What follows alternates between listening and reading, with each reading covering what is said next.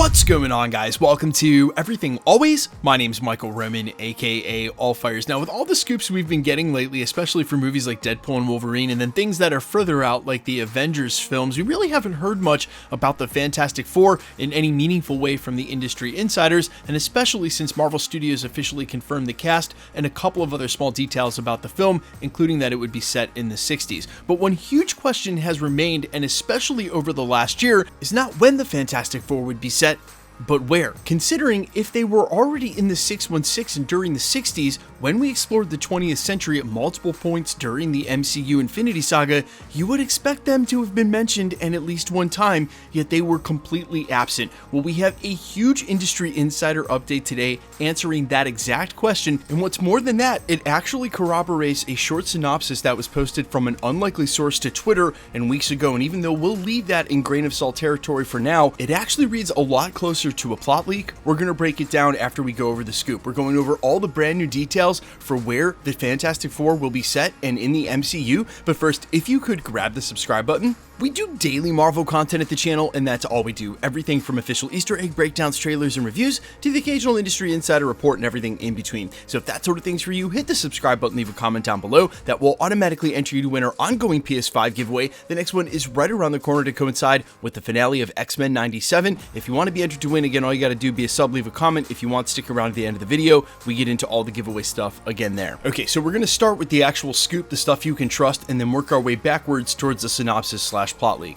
This weekend, we got a huge blast from industry insider Daniel Richtman. You guys can follow him over on Twitter at RPK News, where he had to say this, quote, "I can confirm that the Fantastic Four will film in August in the UK, and that the movie is set in an alternate reality." Now, even though this is coming from one of our trusted sources, this is not the first time that we've heard this. In fact, this rumor has been around and for quite a while, and every time we cover it, I have the same reaction. This is the answer I like the most because we know that eventually they'll cross over with the 616, but I think it would be extremely difficult for Marvel to try to wedge the Fantastic Four into the 616 and now and try to explain all the reasons that they've never been brought up before. And there are ways that you could do it, but this simply makes it easier. I will also say that every time we cover a video like this, there are those of you who take to the comments to point out that, of course, Doctor Strange during the Multiverse of Madness scene told Reed Richards, "Didn't you guys chart in the 60s? He was literally just making a joke because the name the Fantastic Four sounds like many of the band names that were prevalent during the 1960s. Say, like the Four Tops, it was just a joke. It does not imply that he knew about the Fantastic Four or that they existed in the 616. But if you're one of those people, I can't help you. Go on believing whatever you like. Now, incidentally, this is not the first time that we've heard that the Fantastic Four would be set somewhere else in the multiverse other than the 616, and in fact, we actually heard it earlier this month.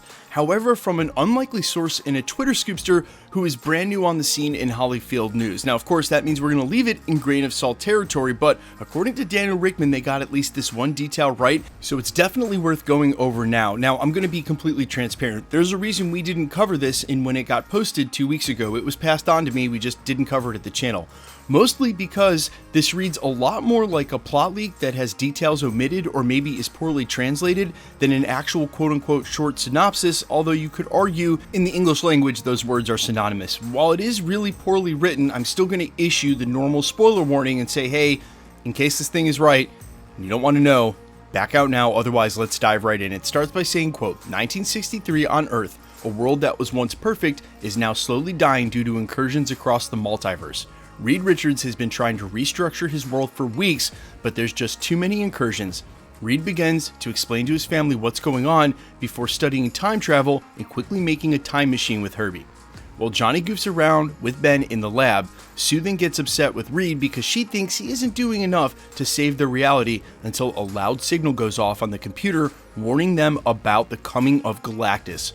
The Fab Four will then have a standoff with the Planet Eater for the first time before escaping their universe and time traveling to the 616. Now, you guys know, because we cover so many anonymous 4chan plot leaks here at the channel, admittedly we haven't covered some in a while, that my skeptical radar is always up. Again, this was so poorly written when it was passed to me originally that I didn't cover it at the channel, even though this is the exact type of content that we normally cover. What I will say is we've heard some of these details in other places, but the confirmation that the Fantastic Four is coming from a different part of the multiverse really opens up the storyline quite a bit for Marvel, and let me explain. One of the things they were able to do, and we'll still have to wait and see, the verdict is out whether or not X-Men 97 is actually canon, because theories are starting to rise to the forefront that might actually all be connected and eventually cross over cartoons into real life.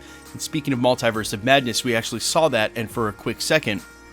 But not having them in the 616 allows them to do whatever they want with the storyline, including Galactus, which is pretty much at this point confirmed to be the antagonist, and there would be no way you would convince me that if Galactus had approached the 616 Earth and during the 60s, there wouldn't be record or knowledge of it somewhere. They've really acted like the Battle of New York was maybe the first time they were dealing with an alien invasion. Again, if Galactus had approached Earth, the Fantastic Four had knowledge of that. You would expect that to be somewhere in the SHIELD files, and I had a theory written up about Project Exodus and how it may have been that the Fantastic Four existed in the 60s in the 616 and escaped through a black hole in a way to sort of contain and or take Galactus out of the equation, but simply having them somewhere else and then meeting up with the 616 makes the most sense from the Fantastic Four standpoint and allows them to do whatever they want or need to with the storyline to set the basis for the team. Keep in mind, this isn't going to be your typical origin story, but it does alleviate them from the confines of the current MCU and sort of having to wedge them in there. The same way that X-Men 97 allows them to do those X-Men characters in any way they want. And I think for now, and especially for the sake of the Fantastic Four film,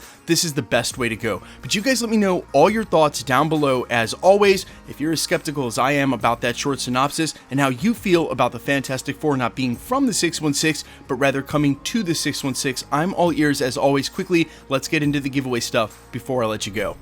Okay, we're still giving away PlayStation 5s at the channel, and we're just going to continue to do so until the PlayStation 5 Pro comes out. Then we'll start giving those away. In the meantime, if you want to be entered to win or for any of the future giveaways here at the channel, all the same rules will always apply. Hit the subscribe button because you need to be a subscriber, then leave a comment down below, and because it's truly random, the more videos you comment on, the better chance you have of winning.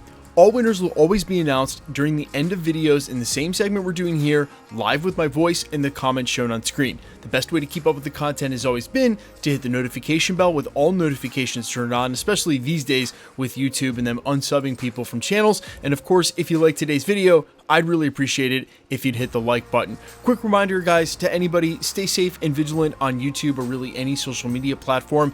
If you should get a comment in the comments claiming that you've won a prize, please try to remember that anybody can take a content creator's photo, make a new account, claim to be that content creator, and it is all just a scam to try to get you to pay for shipping for a prize that doesn't exist. If you should get a comment like that, simply report that comment to the respective platform. Never ever share your information on a third-party app like WhatsApp or Telegram, and please try to remember again, no content creator is ever going to charge you for shipping. They're not going to hit you up in the comments. That is just spam. They have left our channel alone for the better part of a year, but they have been targeting some of my friends' channels, and so really just a PSA, YouTube, any social media platform, anywhere, please guys, be skeptical, be safe. If you should get a comment like that, just report it to the respective platform. My name's Michael Roman. You can find me in a couple of places, Instagram and Twitter at I'mFires. You can also find me on Spotify, YouTube, Amazon, Apple, iTunes, wherever you listen to original music under the name Allfires. And while I sincerely appreciate you checking my music out, thanks for checking this channel out. Stick around. We'll be posting again real soon.